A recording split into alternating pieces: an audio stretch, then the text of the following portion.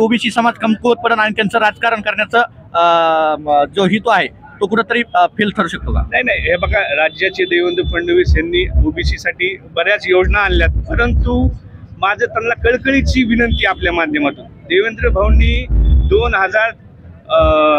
तुमच्या 14 येऊन सांगितलं होतं की धनगराला आम्ही पहिल्या कॅबिनेटमध्ये आरक्षण देऊ, परंतु आज त्यांचे 10 वर्ष म्हणजे मला वाटते दुसरं 11 वर्ष तरी देखील धनगर समाजाची ताकद देवेंद्र त्यांनी 10 वर्ष सत्ता भोगली आहे आणि जर येणाऱ्या अजून 50 वर्ष जर सत्ता भोगायची असेल तर धनगर समाजाचा आरक्षणाचा प्रश्न हा तात्काळ निकाली काढण्यात यावा।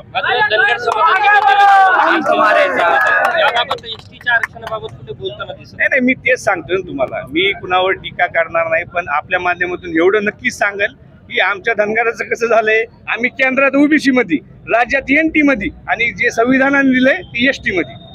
नेत्यांची काय भूमिका आहे तुमच्या समाजाच्या, ते कशा पद्धतीने पाठिंबा? नाही, बघा, शेवटी आपापल्या मार्गाने आपापल्या पद्धतीने सर्व